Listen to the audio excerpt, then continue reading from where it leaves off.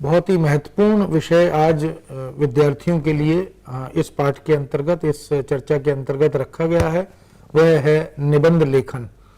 हम जानते हैं कि निबंध वस्तुतः जो रचनाकार है, जो लेखक है निबंध का, उसके पूरे व्यक्तित्व का बोध निबंध से होता है। वह विषय को किस तरह से समझ पाया है, आत्मसात कर पाया है, किस तरह से व्यक्त कर पा रहा है। इसी तरह उसकी लेखन शैली और भाषा जो है वह भी उसके व्यक्तित्व की पहचान है। और निबंध को बहुत सहजता से ना लेकर उसे गंभीरता से लेना चाहिए, उपेक्षा भाव से नहीं लेना चाहिए। विद्यार्थी सामान्यतः यह समझते हैं कि निबंध के लिए तो किसी तैयारी की आवश्यकता है ही नहीं, कोई भी निबंध आएगा तो हम लिख लेंगे। लेकिन वस्तुतः स्थिति इसके विपरीत है, क्योंकि निबंध हमें बहुत अधिक अंक भी दिलवाता है और हमारी पहचान को भी रेखांकित करता है। निबंध हमारी व्यवस्थित सोच का भी परिचायक है। हम क्रमबद्धता के साथ किसी भी विषय पर कैसे सोच पाते हैं। कई बार निबंधों के लिए कुछ शब्द संख्या निश्चित होती है, 300 शब्द में, 500 शब्द में, 800 शब्द में, 1000 शब्द में निबंध लिखना है। तो हम कम शब्दों में अधिक से अधिक प्रामाणिक, महत्वपूर्ण और गंभीर तमाम तथ्यों के साथ, उदाहरणों के साथ अपनी बात को कैसे शब्दों में बांध पाते हैं।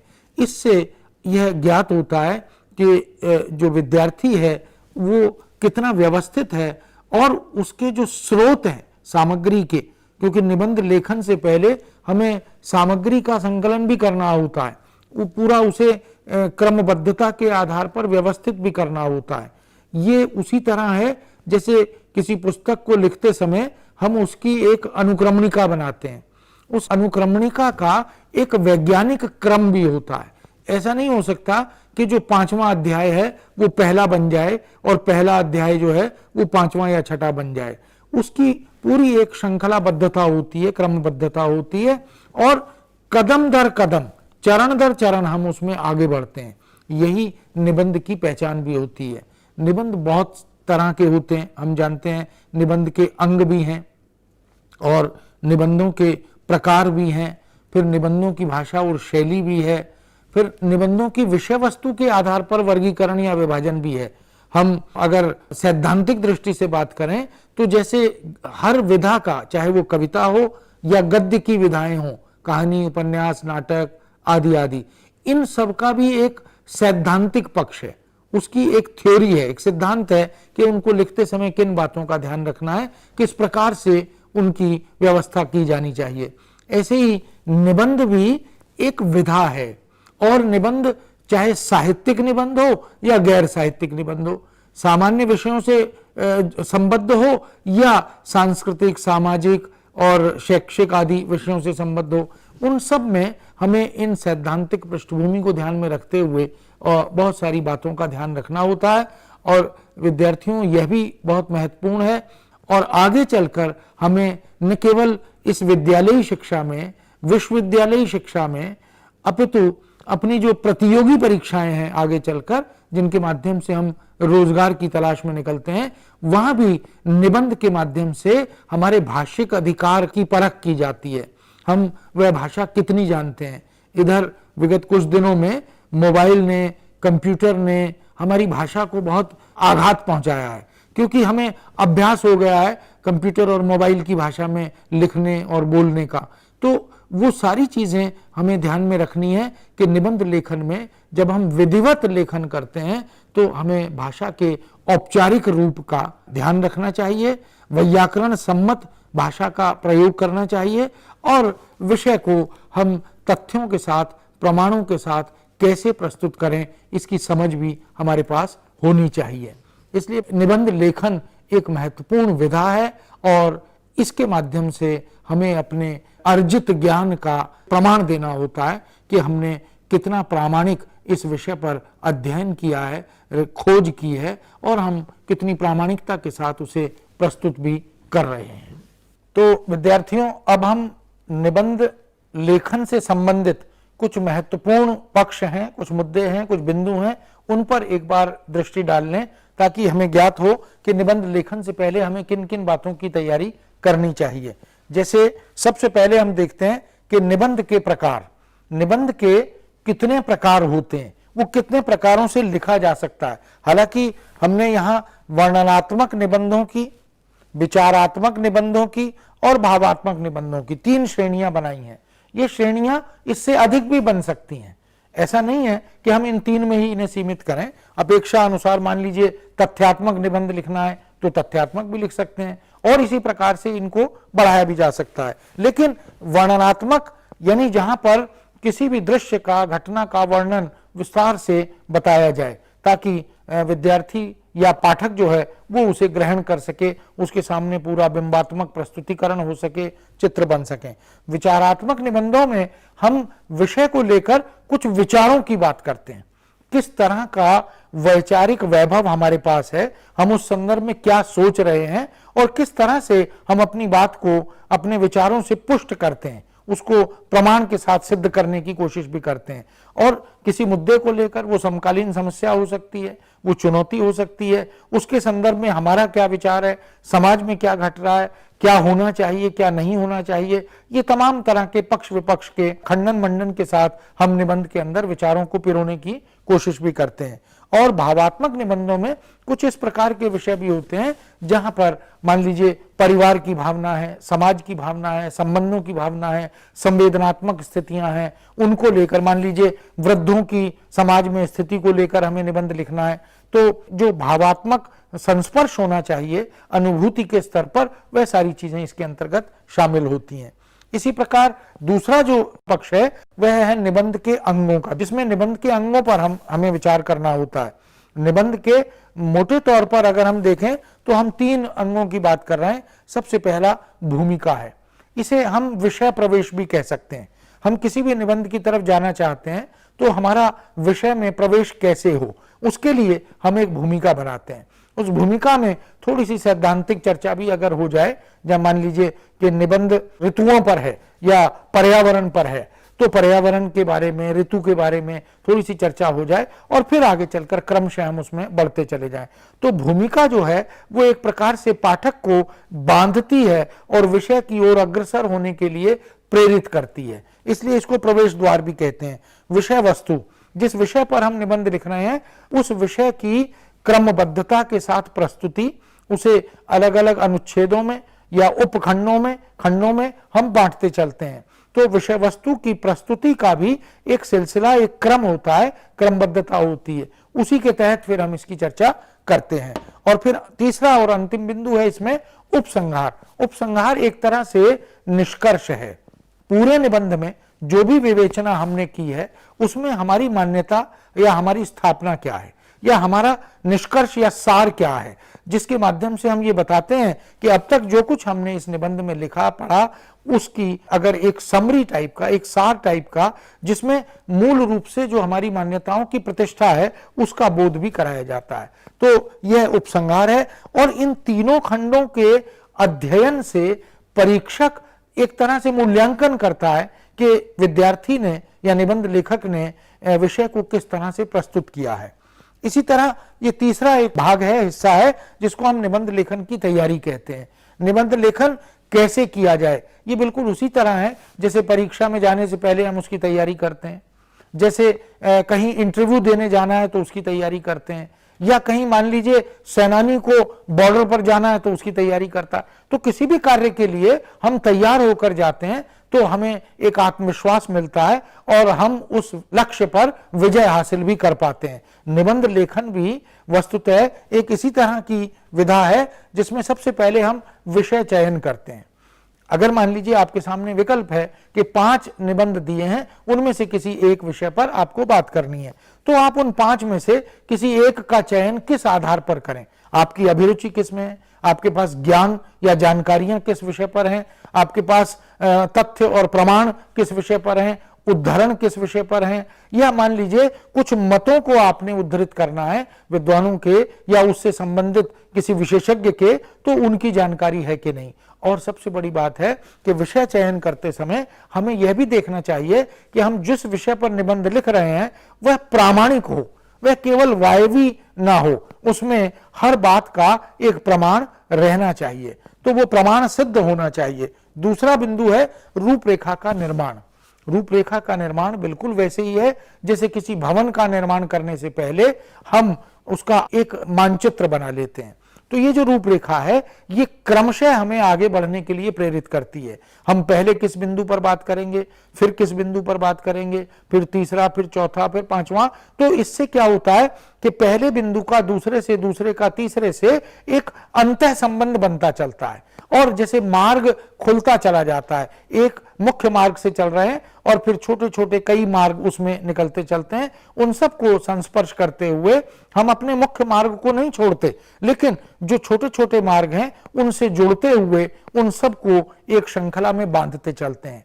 तो विषय वस्तु में जो मुख्य विषय वस्तु है उस पर तो बात करते ही हैं, साथ साथ उससे संबद्ध कुछ अन्य मुद्दे जो उसे पुष्ट करते हैं, प्रमाणित करते हैं, उनको भी हम साथ साथ लेते हुए चलते हैं। तो रूपरेखा जैसे पुस्तक की एक रूपरेखा बनाते हैं, जैसे शोध प्रबंध की एक रूपरेखा बनाते हैं, ऐसी निबंध की भी एक क्रमशः विधिवत रूपरेखा अगर बन जाती है तो हम उसके साथ सही तरह से न्याय कर पाते हैं।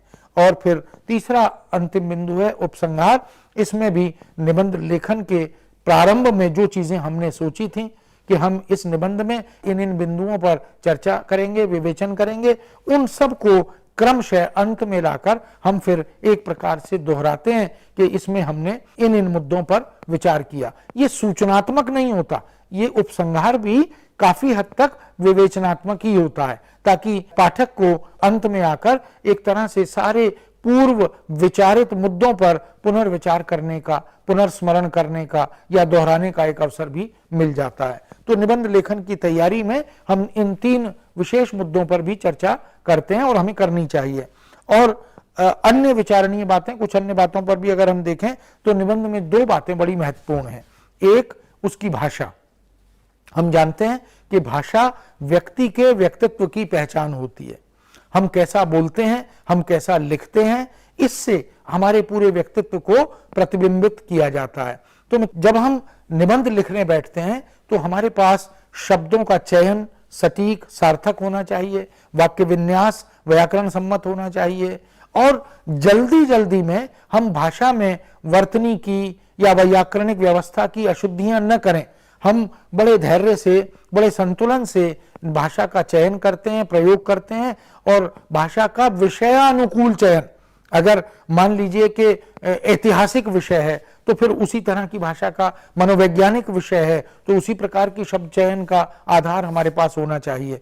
विषय अनुकूलित भाषा और उसी प्रकार के शब्दों का चयन भी हमारे लिए बड़ा महत्वपूर्ण होता है। इस तरह भाषा जो है वो निबंध में बहुत महत्वपूर्ण भूमिका निभाती है, क्योंकि भाषा ही पाठक को आकृष्ट भी करती है और भाषा ही निबंध के प्रति पढ़ने से उदासीन भी बना देती है। तो हमें यथासंभव कोशिश करनी है कि निबंध विषय से तो रोचक हो ही, संपूर्ण हो ही, लेकिन भाषा से वह सोने में सुहागे जैसी भूमिका बना दे।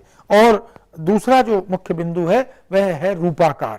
रूपाकार में हमें यह तय करना होता है कि यदि 300 शब्दों का निबंध है तो ऐसा ना हो कि हम उसे 600 शब्दों तक, 500 शब्दों तक लिए जा रहे हैं।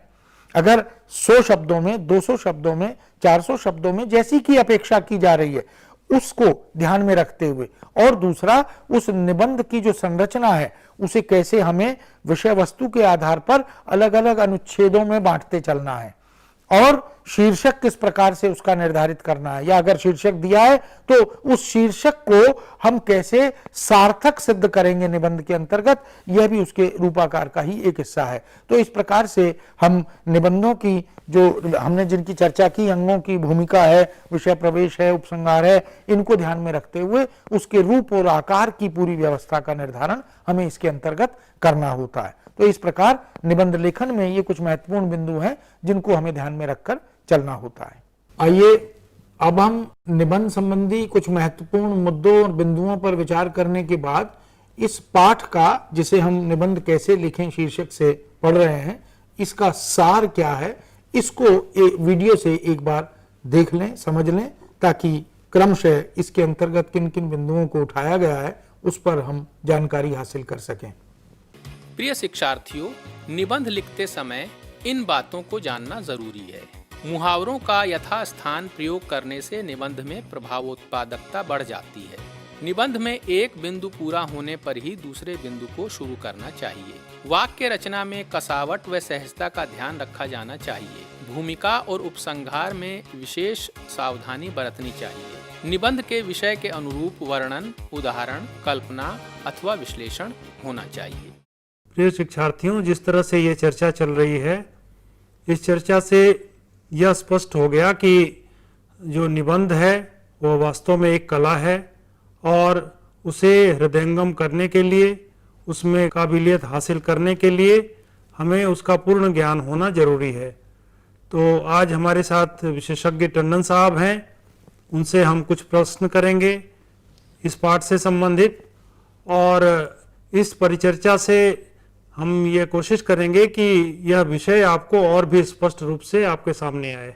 तो डॉक्टर साहब, जैसे आपने बताया कि वर्णनात्मक, विचारात्मक और भावात्मक निबंध होते हैं, तो इस तरह से और भी इसकी श्रेणी बनाई जा सकती है, जैसे सामाजिक निबंध, सांस्कृतिक निबंध, शिक्षापरक निबंध, विज्ञान से संबंधित निबंध।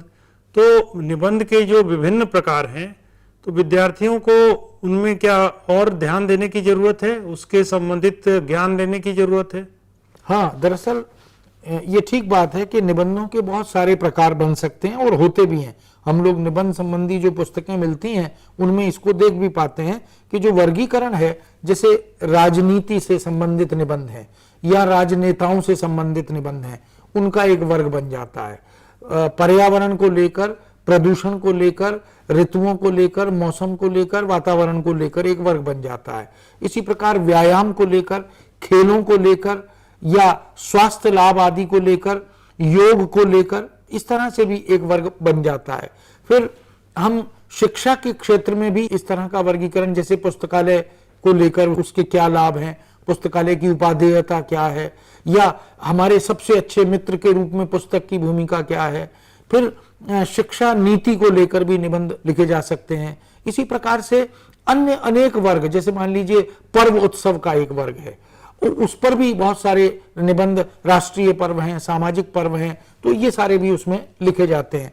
तो कुल मिलाकर निबंधों के ये जो श्रेणियां हैं ये अनेक प्रकार की हैं। और करंट अफेयर्स भी अक्सर पूछे जाते हैं। बिल्कुल, समकालीन समस्याएं हैं, चुनौतियां हैं, प्राकृतिक आपदा है या जनसंख्या की समस्या है, या इसी प्रकार से जो प्रतियोगिता में अनेक प्रकार के प्रश्न जिससे हमारे त्वरित ज्ञान का बोध होता है, वो सारी प्रश्न भी इस सूक्तियां भी पूछी जाती हैं कई बार। हाँ, कभी कभी शीर्षक में सूक्ति रख दी जाती है, धीरज धर्म मित्र अरुणारी, इस पर निबंध लिखना है, या मान लीजिए नाच न जाने आंगन टेढ़ा, इस पर निबंध लिखना है। तो लोकोक्ति, सूक्ति, इस तरह के आधार भी निबंध लेखन के बनते हैं। और विद्यार्थियों को ये जब तक उसका बोध नहीं होगा, उसका अर्थ ज्ञात नहीं होगा, तब तक वो उसे ठीक से लिख नहीं पाता है।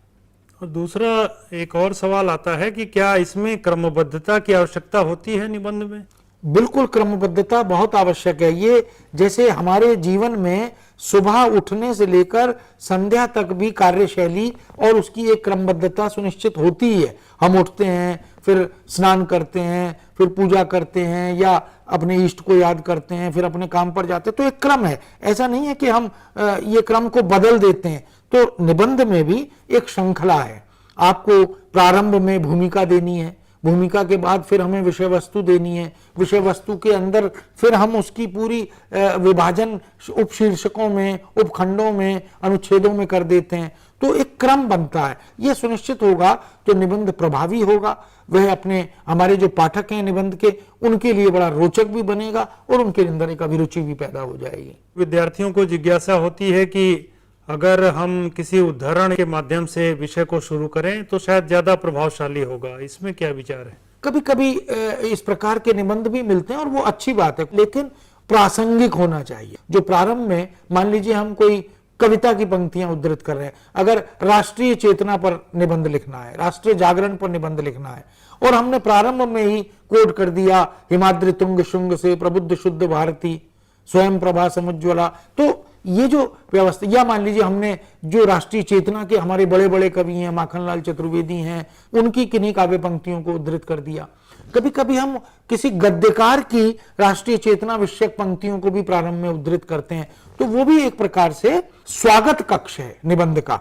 इस तरह की पंक्तियां जो हैं वो पाठक को एक तरह से प्रेरित करती हैं और विषय प्रवेश के बाद अंतः कक्ष में जाने के लिए बाध्य भी करती हैं। तो वो जिज्ञासा पैदा करती हैं, अभिरुचि पैदा करती हैं, और इसलिए इस तरह से अगर हम प्रारंभ करते हैं तो निबंध बहुत अच्छा भी कई बार बन जाता है। डॉक्टर साहब, एक कहें कि उदाहरण के माध्यम से हम विद्यार्थियों को समझाना चाहें, जी, जैसे आपने राष्ट्र प्रेम बताया, तो किस तरह से विषय को उठाना चाहिए और उसका विस्तार करते हुए उपसंहार तक जाना चाहिए? देखिए, सबसे पहले तो हमें विश्लेषणात्मक दृष्टि से उस विषय को व्याख्यायित करना चाहिए। अगर हम विषय को व्याख्यायित करते हैं तो उसके दो तरीके हैं। पहला ये कि आप किसी काव्य पंक्ति को, किसी उद्धरण को देकर अपनी बात प्रारंभ कर सकते हैं, या इनका उपयोग आप निबंध के बीच में भी कर सकते हैं। मान लीजिए कि आप निबंध लिख रहे हैं पर्व उत्सवों के महत्व पर, तो पर्व उत्सव कई प्रकार के हैं और वो सामाजिक पर्व भी हैं, राष्ट्रीय पर्व भी हैं, फिर उसमें भी, क्योंकि भारत तो सांस्कृतिक वैविध्य का देश है और इसमें अलग अलग राज्यों में जो पर्व उत्सव आदि समय समय पर बनाए जाते हैं वो क्या हैं, इनकी पूरी तथ्यात्मक जानकारी हमारे पास हो तो हम बेहतर ढंग से उसे प्रस्तुत कर सकते हैं।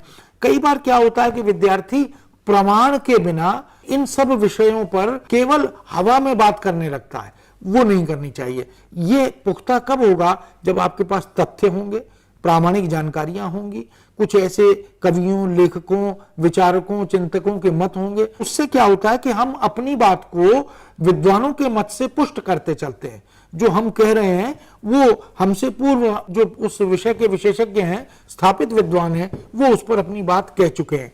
तो तथ्यों को श्रृंखलाबद्ध क्रम से प्रस्तुत करना और उसके आधार पर फिर निष्कर्ष निकालना, ये बड़ा जरूरी होता है। उपसंहार में पूरे निबंध का सार वो आता है, लेकिन स्थापना के रूप में आता है, मान्यता के रूप में आता है। वो केवल गणना के रूप में नहीं आता कि हमने इस निबंध में ये पढ़ा, हमने ये पढ़ा, ऐसा नहीं होता। हम क्रमशः उसको दोहराते हुए और उस स्थापना, उस मान्यता को प्रतिपादित करते हुए निबंध का समाहार करते हैं, ताकि निबंध को अंत में अगर उपसंहार में विद्यार्थी पूरी तरह से दोहराना चाहता है तो उस उपसंहार के माध्यम से उसे दोहरा भी सकता है वो। और जैसे विस्तार जब विद्यार्थी करते हैं तो उसमें पक्ष और विपक्ष दोनों को उद्घाटित करना चाहिए। एकदम, विषय कोई भी हो, मान लीजिए विज्ञान वरदान है या अभिशाप, इस पर निबंध लिखना है, तो हमें खंडन और मंडन की प्रवृत्ति अपनानी चाहिए। हमें यह नहीं कि हम विज्ञान का युग है, विज्ञान से हम जीवन में चांद पर पहुंच गए, हमने मंगल ग्रह पर ये सारी बातें ठीक हैं, होनी चाहिए, ये इसका पक्ष है। लेकिन विज्ञान के कारण समाज को या मानव संस्कृति को जो नुकसान हो रहे हैं, विज्ञान के कारण हमारी जीवन शैली में जो बदलाव आ रहे हैं, विज्ञान के कारण हमारे स्वास्थ्य पर जो प्रभाव पड़ रहा है, वो उसका दूसरा पक्ष है। तो हर सिक्के के दो पहलू होते हैं और हमें दोनों पहलुओं पर विचार करना है। ये अलग बात है कि हम अंत में यह प्रतिपादित करें कि साहब हम विज्ञान के माध्यम से राष्ट्र का विकास हो रहा है, होना चाहिए, हम इसके पक्षधर हैं, लेकिन इन खामियाजों के, इन हानियों के विषय में भी हमें गंभीरता से सोचना होगा ताकि भविष्य में हम इनके निदान को ढूंढ सके। तो ये एक तरह से मत के पक्ष और विपक्ष दोनों रूप हमारे सामने आने चाहिए। डॉक्टर साहब, निबंध को गद्य की कसौटी माना जाता है जी, तो इसका क्या तात्पर्य है? दरअसल ये बात बहुत महत्वपूर्ण ढंग से रेखांकित करके कही जाती है कि किसी भी व्यक्ति को उसकी संवेदना से जाना जाता है और जो गद्य विधाएं हैं, जितनी भी विधाएं हैं, उनमें अगर सर्वश्रेष्ठ ज्ञान का परिचय लेना है, सर्वश्रेष्ठ अभिव्यक्ति कौशल का परिचय लेना है, तो निबंध उसकी कसौटी है। क्यों? क्योंकि निबंध का अर्थ ही है विधिवत भली प्रकार किसी विषय को शब्दों में क्रमानुसार बद्ध करना, बांध देना। अगर कोई व्यक्ति कम शब्दों में अधिक से अधिक बातों को व्यवस्थित रूप में प्रस्तुत कर सकता है तो वह कुशल भाषा का, अभिव्यक्ति का और शैली का अधिकारी है। तो ये जो पहचान है ये निबंध के माध्यम से होती है, क्योंकि कभी कभी विद्यार्थी अनर्गल, अवांछित बातों को भी शामिल करता है, वो नहीं होनी चाहिए। तो ये बात ठीक है कि निबंधकार को, उसकी भाषा शैली को, उसके विषय बोध को अगर हम जान सकते हैं तो वो सबसे महत्वपूर्ण विधा निबंध है। इसलिए निबंध को कसौटी माना गया, क्योंकि गद्य लेखन भी कोई सरल लेखन नहीं है। ये गद्य की सारी विधाएं बहुत ही श्रम साध्य हैं, इनके प्रति एक साधना का भाव हमारे मन में रहता है। तो निबंध इस दृष्टि से बड़ा महत्वपूर्ण है, क्योंकि निबंध में दुनिया का कोई भी विषय आ सकता है। आपको निरंतर अध्ययनशील बने रहना है, और जो कुछ आप पढ़ते आ रहे हैं बाल्यकाल से, उसको अपने दिमागी कंप्यूटर में कहीं ना कहीं स्थायी रूप से फीड किया रहना है, क्योंकि कौन सी चीज कब काम आएगी, कौन सा उदाहरण कब काम आएगा, हम नहीं जानते। बहुत सारी सूक्तियां, बहुत सारी उक्तियां हमने बचपन में पढ़ी, लेकिन आज भी समय सापेक्ष हैं लोकोक्तियां। हम आज भी जब मौका होता है उनका उदाहरण देते हैं, तो वास्तव में जो हमारे साथी हैं, श्रोता हैं, पाठक हैं, वो अभिभूत हो जाते हैं कि देखो, संदर्भ सापेक्ष प्रयुक्ति, इसको उपस्थित करना, ये एक बड़ी उपलब्धि निबंध के लिए होती है। तो विद्यार्थियों, आज आपने निबंध कैसे लिखें इस पाठ पर कुछ जानकारियां हासिल की। कुछ चर्चा परिचर्चा में बहुत सारे मुद्दे हमारे सामने निकल कर आए।